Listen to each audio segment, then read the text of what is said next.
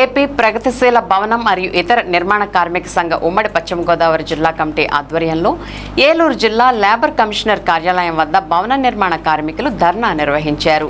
ఈ సందర్భంగా ఏపీ ప్రగతిశీల భవన మరియు ఇతర నిర్మాణ కార్మిక సంఘం ఉమ్మడి పశ్చిమ గోదావరి జిల్లా అధ్యక్షులు ఈమని గ్రీష్మ కుమార్, ప్రధాన కార్యదర్శి మానికల నాగరాజు మాట్లాడుతూ, కూటమి ప్రభుత్వం ఎన్నికల్లో గెలిపే లక్ష్యంగా భవన నిర్మాణ కార్మికులు ఇచ్చిన హామీ మేరకు ఇటీవల అరకొరగా పథకాలను ప్రకటించారని, భవన నిర్మాణ కార్మికులకు ఇతర రాష్ట్రాల్లోనూ ఆంధ్రప్రదేశ్లో గతంలోనూ అమల్లో ఉన్న కొన్ని పథకాలు నిలిపివేశారని, భవన నిర్మాణ కార్మికుల వృత్తిలో అతి ముఖ్యమైన ప్రమాద మరణం, అంగవైకల్య పరిహారం, వైద్య ఖర్చులు, కార్మికుల పిల్లలకు స్కాలర్షిప్లు వంటి వాటిని కూడా ప్రకటించకపోవడం కార్మికులకు ద్రోహం చేయడమేనని అన్నారు. తక్షణమే గతంలో మాదిరిగా ఉన్న పథకాలన్నింటినీ పునరుద్ధరించాలని డిమాండ్ చేశారు.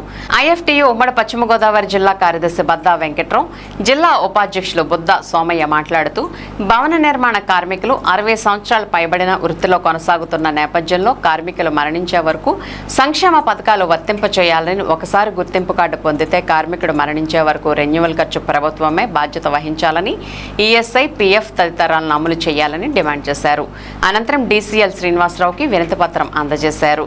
ఈ కార్యక్రమంలో యూనియన్ నాయకులు ఎర్ర శ్రీనివాసరావు, నౌడు నెహ్రూ, ఎల్ సత్యనారాయణ, మామిడి దాన వరప్రసాద్, పి నాగేశ్వరరావు, మల్లిడి రామిరెడ్డి, దేవుడు, బగాది రమణ, అక్కాబత్తుల నాయుడు, బాబ్జీ, పల్లి గంగరాజు, అన్నవరం రాము, మజ్జి శ్రీను తదితరులు నాయకత్వం వహించారు.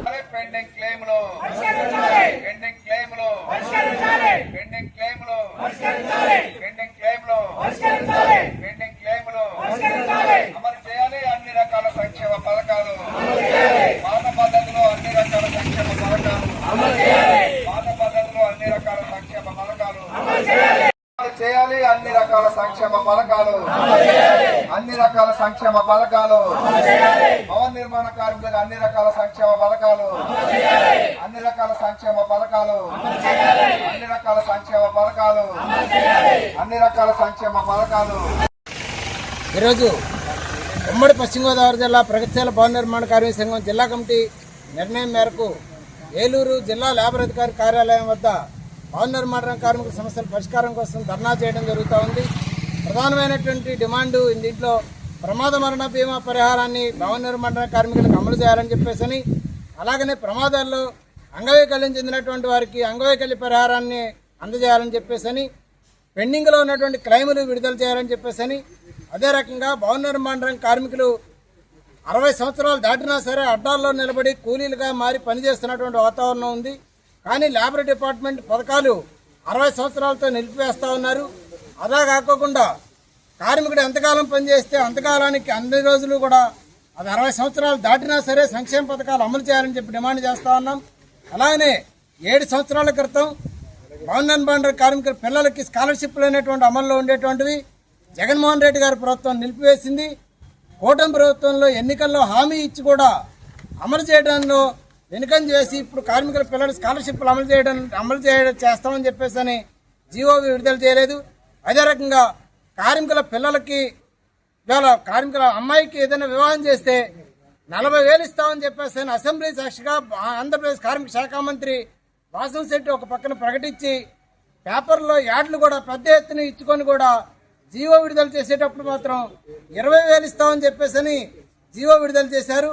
ఈ సందర్భంగా లేబర్ అధికారులకి తెలియజేస్తా ఈ ధర్నాన్ని ఇక్కడ విరమిస్తా ఉన్నాం. ఈ ఆందోళన పరంపర ఇంకా కొనసాగుతుంది. ఇది రాష్ట్ర వ్యాప్తంగా దేశవ్యాప్తంగా కూడా చేస్తామని చెప్పేసి ఈ సందర్భంగా తెలియజేయడం జరుగుతోంది. గ్రీష్మ కుమార్, జిల్లా అధ్యక్షులు, ప్రగతిశీల భవన నిర్మాణ కార్మిక సంఘం ఐఎఫ్టీయూ అనుబంధం, ఉమ్మడి పశ్చిమ గోదావరి జిల్లా. ఏపీ ప్రగతిశీల భవన ఇతర నిర్మాణ కార్మిక సంఘం ఐఎఫ్టీయూ జిల్లా ప్రధాన కార్యదర్శి నాగరాజు మానికల ఈరోజు డిఓసి ధర్నా ఏలూరు జేసీఎల్ ఆఫీసు దగ్గర నిర్వహించడం జరుగుతుంది, పశ్చిమ గోదావరి జిల్లా.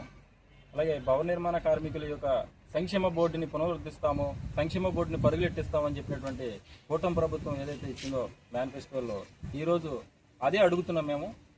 పాత ఉన్నటువంటి భవన నిర్మాణ కార్మికుల సంక్షేమం ఏదైతే ఉందో దాన్ని పునరుద్ధరించాలి. అదనంగా ఏమన్నా కొత్తగా ఏమన్నా స్కీములు ఇవ్వాలని మేము అడుగుతున్నాం. ఉండాటిన ఓడబికి 2-3 కంటి తుడుపు చర్యలుగా 2-3 పథకాలు ఇచ్చేసి మేము పథకాలు ఇచ్చాం, మేము కార్మికులకి పెద్దపేట వేసాం, కార్మికులకి సంక్షేమం మేము కోరుకున్నాం అనేది డబ్బాలు కొట్టుకున్నటువంటి ప్రభుత్వానికి మేము ఒకటి అడుగుతున్నాం. అయ్యా, భవన నిర్మాణ కార్మికులు ఓట్లలో ఉన్నటువంటి భవన నిర్మాణ కార్మికులు ఓట్లతో నెక్కి గద్దెనెక్కి అధికారాన్ని అందలం ఎక్కించి ఆ అధికారాన్ని చేపట్టినటువంటి మీరు ఈరోజు భవన నిర్మాణ కార్మికులు వ్యతిరేకంగా భవన నిర్మాణ కార్మికులు గొంతు మీద కాలు తొక్కే ప్రయత్నం చేస్తున్నారు. అది ఎంతవరకు సబబు అని మేము అడుగుతున్నాం. ఈరోజు ఇసుకనే ఉచితంగా ఇస్తా ఉన్నారు. ఇసుక ఉచితంగా